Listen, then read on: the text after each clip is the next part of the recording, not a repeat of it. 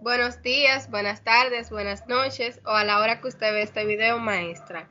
Este grupo está compuesto por Kaira Heredia, Bismairi Reyes, Vianniri Soriano, Yomeli Donastor y su servidora Mayerly. Ahora les dejaré con mi compañera Kaira, quien va a estar desarrollando acerca de su tema.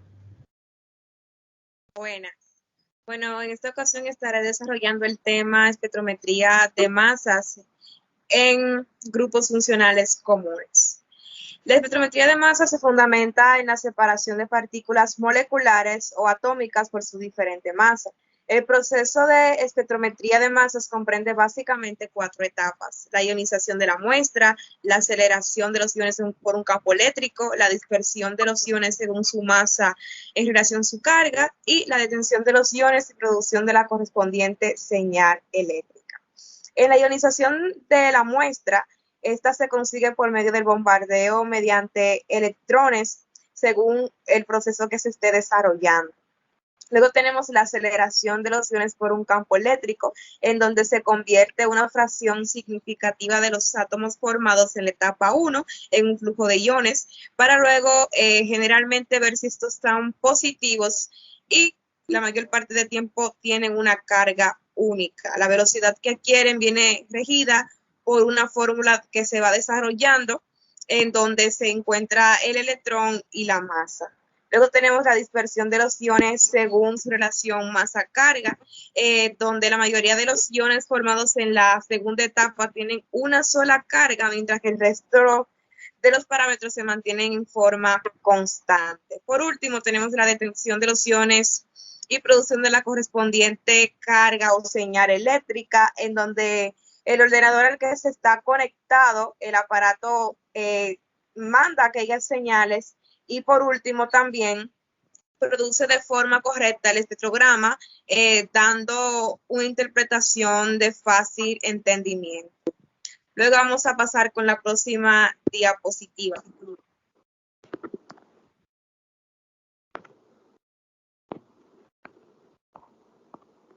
Bueno, la espectrometría de masas en la química biológica.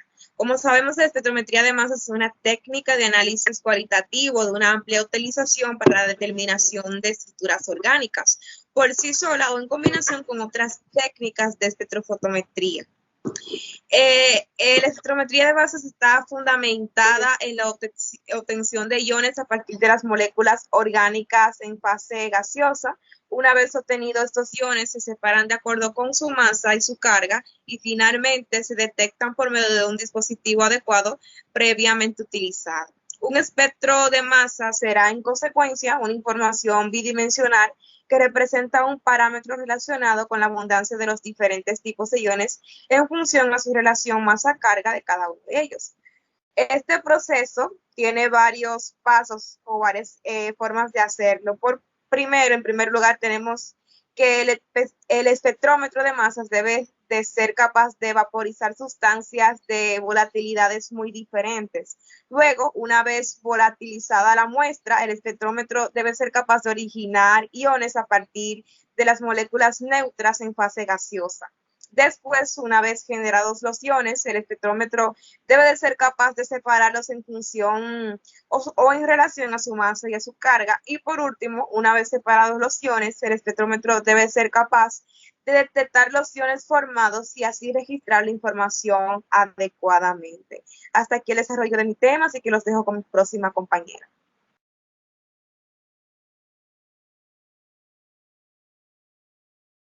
Buenas, yo estaré hablando sobre la espectrometría y el espectro electromagnético. La espectrometría es el estudio de la interacción entre la radiación electromagnética y la materia, con absorción o emisión de energía radiante. Tiene aplicaciones en astronomía, física, química y biología, entre otras disciplinas científicas. El análisis espectral se basa en detectar la absorción o emisión de radiación electromagnética a ciertas longitudes de onda, en relación con los niveles de energía implicados en una transición cuántica. Existen 3 casos de interacción con la materia: choque elástico, existe solo un cambio en el impulso de los fotones, choque inelástico, por ejemplo, la espectroscopía Raman, absorción o emisión resonante de fotones. El mecanismo por el cual la materia emite radiación electromagnética es el dominio de la espectroscopía. La radiación electromagnética se atribuye a las diferencias de energía en las transiciones de los electrones de unos niveles atómicos a otros. La espectroscopía se relaciona en la mayoría de los casos con la tercera interacción. Estudia en qué frecuencia o longitud de onda una sustancia puede absorber o emitir energía en forma de un cuanto de luz. Se denomina espectro electromagnético. Siguiente diapositiva.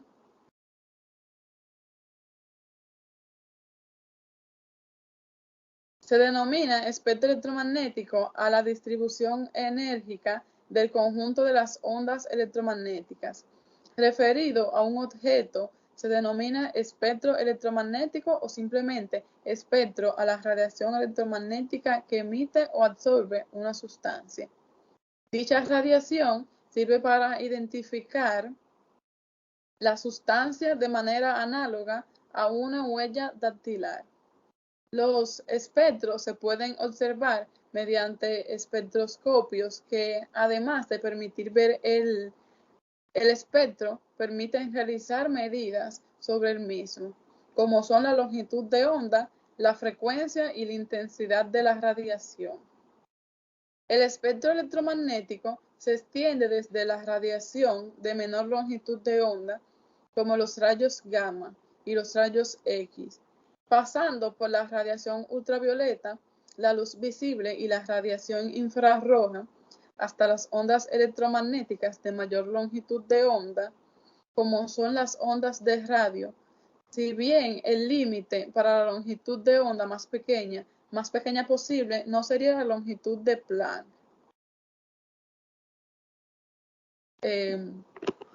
Para su estudio, el espectro electromagnético se divide en segundos o bandas. Aunque esta división es inexacta, existen ondas que tienen una frecuencia, pero varios usos, por lo que algunas frecuencias pueden quedar en ocasiones incluidas en dos rangos. Siguiente diapositiva.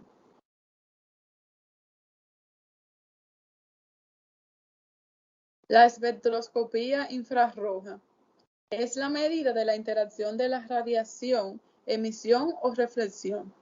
Se utiliza para estudiar e identificar sustancias químicas o grupos funcionales en forma sólida, líquida o gaseosa. El método o técnica de espectroscopía infrarroja se realiza con un instrumento llamado espectrómetro infrarrojo, que produce un espectro infrarrojo. Un espectro de infrarrojos se puede visualizar en un gráfico de absorbancia de luz infrarroja en el eje vertical frente a la frecuencia o longitud de onda en el eje horizontal. Las unidades típicas de frecuencia utilizadas en los espectros de infrarrojos son centímetros recíprocos. La espectroscopía infrarroja aprovecha el hecho de que las moléculas absorben frecuencias características de su estructura. Estas absorciones se producen a frecuencias resonantes, es decir, la frecuencia de la radiación absorbida coincide con la frecuencia vibratoria. Las energías se ven afectadas por la forma de las superficies de energía potencial molecular, las masas de los átomos y el acoplamiento vibratorio asociado. Es cuanto, los dejo con mi siguiente compañera.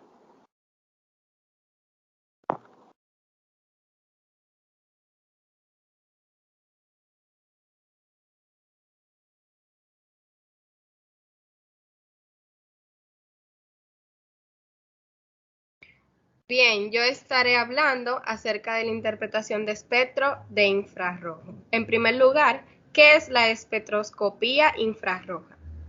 Esta espectroscopía se fundamenta en la absorción de la radiación por las moléculas en vibración. Una molécula absorberá la energía de un haz de luz infrarroja cuando dicha energía incidente sea igual a la necesaria para que se dé una transmisión vibracional de la molécula. Es decir, la molécula comienza a vibrar de una determinada manera gracias a la energía que se le suministra mediante luz infrarroja. Pueden distinguirse dos categorías básicas de vibraciones, de tensión y de flexión. Las vibraciones de tensión son cambios en la distancia interatómica a lo largo del eje del enlace entre dos átomos. Las vibraciones de flexión están originadas por cambios en el ángulo que forman dos enlaces. En la siguiente figura se representan los diferentes tipos de vibraciones moleculares. Como podemos observar en la imagen, hay dos tipos de vibraciones, la cual es de tensión y también la de flexión. En la de tensión se encuentran la simétrica, la antisimétrica. En las vibraciones de flexión se encuentran balanceo en plano, tijereteo en plano, aleteo fuera del plano y torsión fuera del plano. En principio, cada molécula presenta un espectro característico, o sea, una huella dactilar. Las huellas dactilares es la que cada ser humano tiene en sus manos. Debido a que todas las moléculas, excepto las especies diatómicas o mononucleares, como oxígeno sub 2 y bromo sub 2, tienen algunas vibraciones que al activarse provocan la absorción de una determinada longitud de onda en la zona del espectro electromagnético correspondiente al infrarrojo. De esta forma, analizando cuáles son las longitudes de onda que absorbe una sustancia en la zona del infrarrojo, podemos obtener información acerca de las moléculas que componen dicha sustancia. La espectroscopia infrarroja tiene su aplicación más inmediata en el análisis cualitativo de tensión de las moléculas presentes en el material. En la zona del espectro electromagnético con longitudes de onda comprendidas entre 1300 y 400 centímetros menos 2, infrarrojo lejano, la asignación de las bandas de absorción a vibraciones moleculares es más difícil de realizar debido a que cada una de ellas está generada por absorciones individuales humanas. El método técnica de espectroscopia infrarroja se realiza con un instrumento llamado espectrómetro infrarrojo, que produce un espectro infrarrojo. Un espectro de infrarrojo se puede visualizar en un gráfico de absorbancia. A continuación estaré mencionando los espectros de infrarrojo de algunos grupos funcionales. Entre ellos se pueden encontrar alcanos, alquenos, alquinos, aromáticos, alcoholes, éteres, aldehídos, cetonas, ácidos carboxílicos, ésteres, cloruros de ácidos, anhídricos y aminas. Purificación de compuestos orgánicos enfocado a la cromatografía.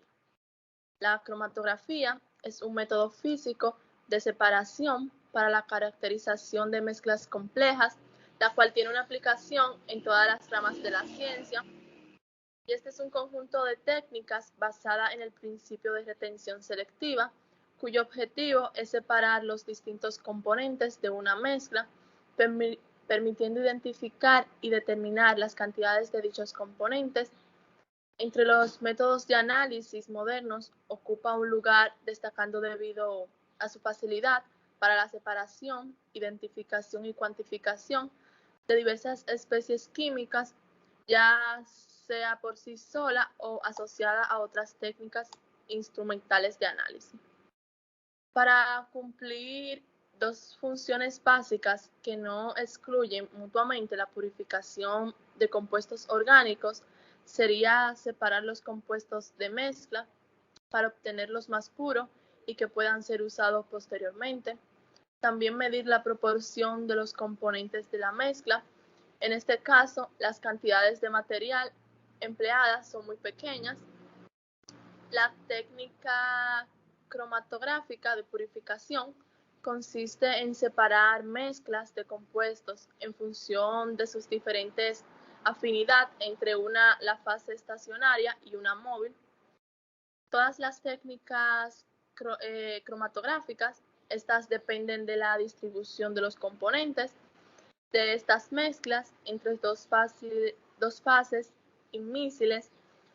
Una de ellas se llama fase activa y la otra móvil, que esta transporta las sustancias y las separa y progresa en relación a otra fase llamada estacionaria. Pásala, porfa, la diapositiva.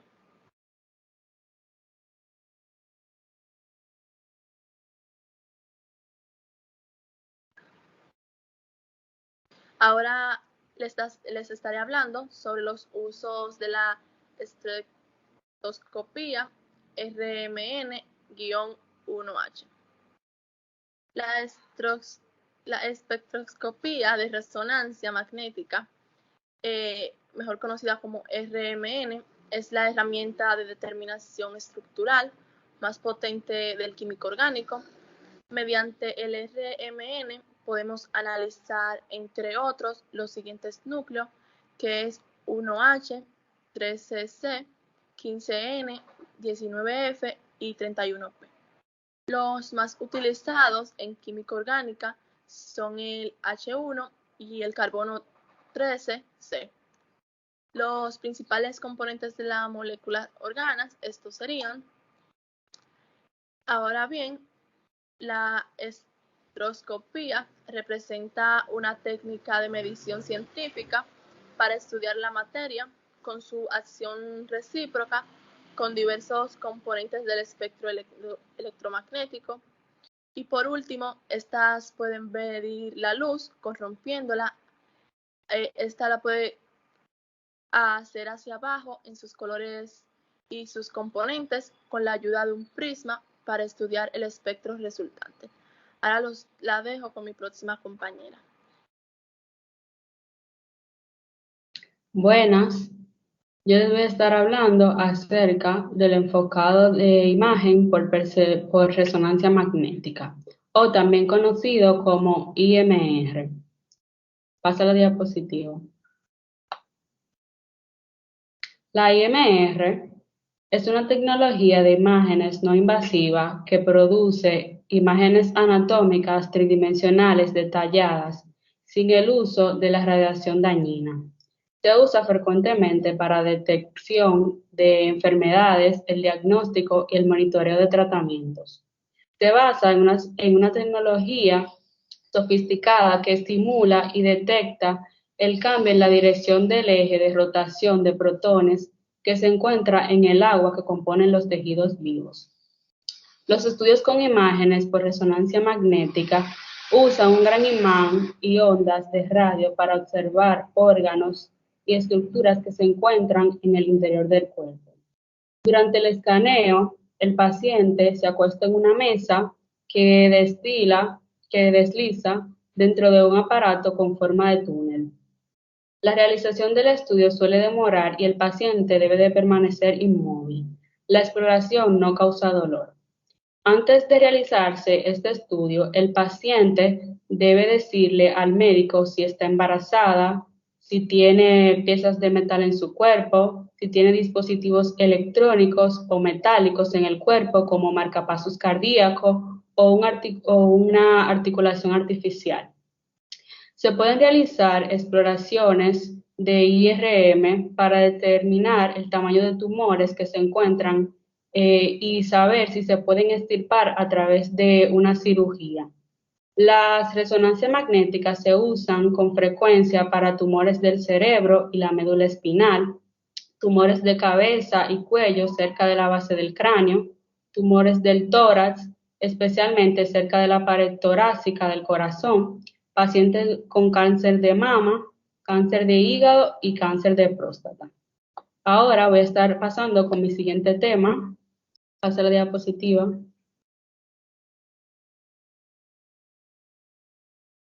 Que es la conjunción color y la química de la visión.